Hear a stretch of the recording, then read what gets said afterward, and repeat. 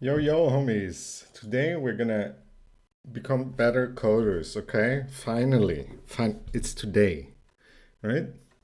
And we're gonna achieve this by improving not so good code to better code, right? So this is more targeted for more beginner level, maybe low intermediate, right?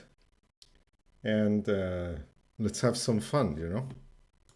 As well, of course. This is totally gonna drop panties of girls, if they know. If they only knew how good your code was, they would undress so quickly, with these simple tricks. So, we have this beautiful, beautiful repository here, which makes it so easy to use AI because it wraps this amazing library. And this wrapper just makes it so simple to use it. And basically, you just call some functions and you can train models, right? You can then start to predict stuff, given apartment data with square meters. You train. And then you can say, like, oh, given these square meters, what do you think is the price? You know? So it's a great little library, but let's improve it, okay? Let's dive straight into it. Right, I'm gonna improve this function here because I improved the other one as well already, but I made some to introduce the terrible bug midway and I was like, what the fuck have I done? And trying not to embarrass myself this time because obviously it's a bit more high stress, recording, talking. Yeah, now the excuses started. The excuses started already. Okay, we're in this function, which is a static function, which is nowadays I'm not such a big fan of anymore.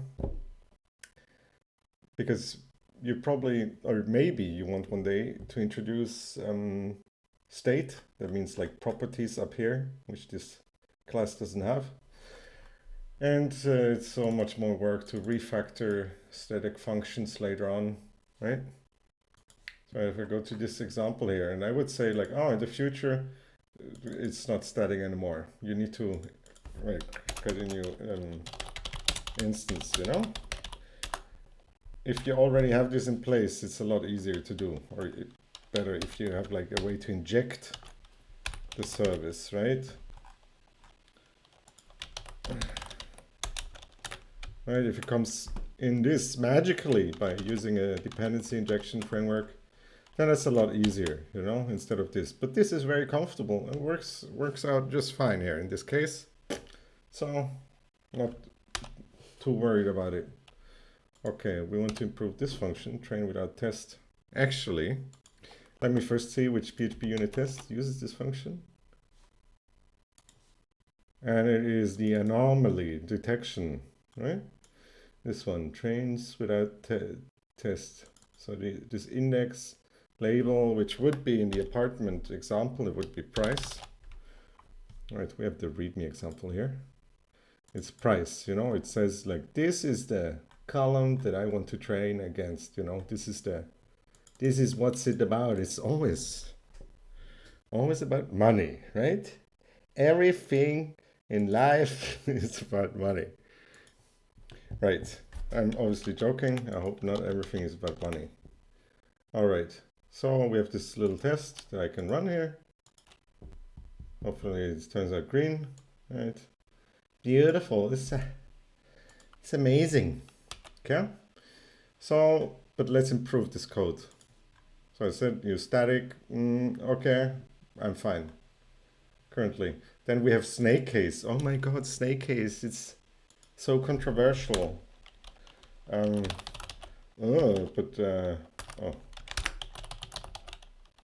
array key first, all the PHP functions are snake case too.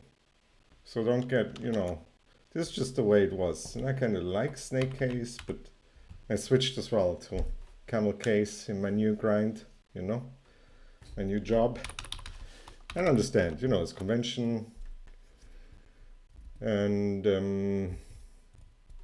I'm fine with it, you know, camel case. But this project uses snake case, and don't worry about it too much, you know.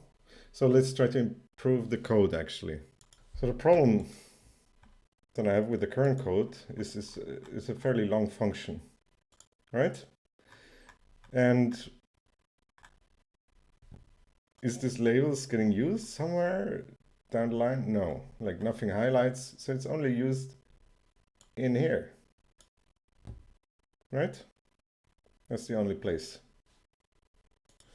So I need to scroll, like what is going on? Is this like, is there some state that interferes with another state further down? It's not very transparent. So what how we can limit the visibility in PHP is we move it to a function. In other programming languages that is simpler. I think in C++ you can do like this, and the visibility is limited inside the code. But we cannot do this in PHP. So let's just take this chunk, which is basically, it sets a default value for transformers here, right? Comes in null. If it's null and we want to set it, let's just move it to a function. Right, I selected it. I can love PHP Storm, by the way. Love you long time. Okay, extract method. It's the right thing. It's hard to make funds when you're trying to code, actually. In between coding, you make, oh, what the hell, I canceled it. Okay, let's do it again. I think I needed to press enter. So I'm gonna get transformers, I guess.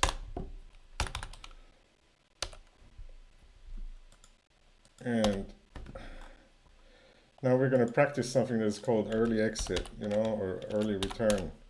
I think an early return is easier to do inside, you know, private functions or smaller functions. Because, let's actually undo it.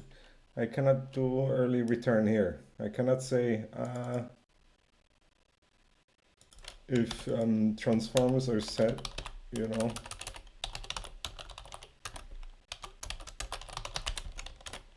I cannot do this, or just return, you know, because it makes no sense, because we're going to use the transformers further down. They're getting used here, right? So you cannot return. So to return, you actually want to have a function. I'm going through this menu so you can understand what I'm doing, because usually I use hotkeys. So I pressed enter. I refactored this to another name. I always thought I understood early return. It turns out I didn't. So if transformers, like if it is set, we return. Turn transformers.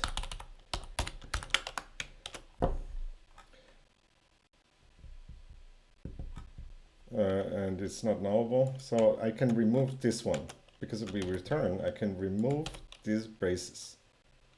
And less braces is better, okay? Makes you more sexy. Less of this shit is better. Okay? Sexier code. The girls like it more. Hoping I'm not too embarrassing with my girl jokes. And if you're watching, girls, you know, can open an issue to GitHub repo for my contacts, okay? Anyway, so we did early return here, which means we have less code running in braces, less indentions. We have a new indentation because we just created a function, but it was in another function anyway, right? So we have less braces, and less braces is better, generally speaking. There is something else now. What I earlier like to do is like create local variables to explain something. Like here I make, oh, has categorical, false. Then I, right, loop over the features, the columns in the first row. And if it's categorical, I set this one. And if it's, and then further down, I go like, oh, if it's categorical, well, then it needs this, you know? With the thinking, like maybe something else needs to know if it's categorical, then it needs maybe something else, you know? Right? But this is not the case. Like I'm just creating more code than needed. So what we can do is we can just remove this one. Needs O1 hot encoder is what it stands for. And just use this, right?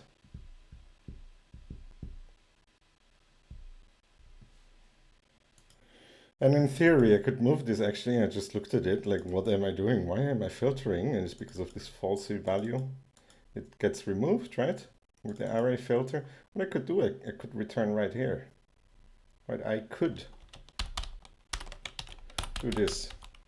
If it has categorical, then we'll return this.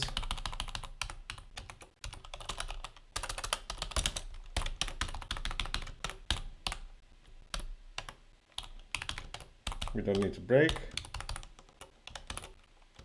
We know it is categorical, so it needs this one. And otherwise, we return this one. We don't need this. The thing is, do I really like it? I really think it's better.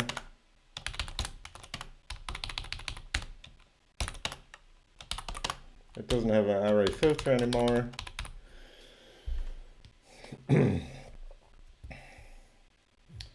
We have 2 return points. It's a little bit shorter. Let's leave it like this. I'm not even entirely sure if I like it better, because as soon as we have like other, if we have like, if something else,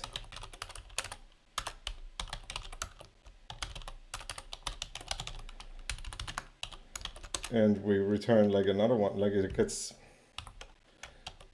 like a little bit confusing, because the returns are so complex. Like now you have to look like, oh, what is the difference between this return and this one?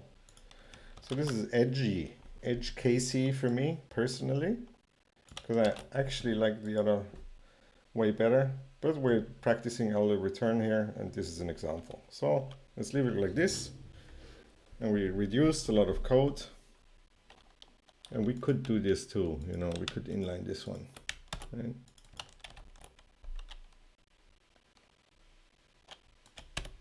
A little bit more reduction, but yeah. You can, it is arguably slightly better. Okay, so this should work fine. Now let me try to run the test, and let's hope it still runs. There you go, amazing. All right, guys, so this is like a little excursion in how I would improve my code nowadays. I hope it was entertaining and share like love, you know, and you don't have to be a girl, you know, you can, I'm not homosexual, but you can open an issue on GitHub and send me some love letters, you know, I don't judge.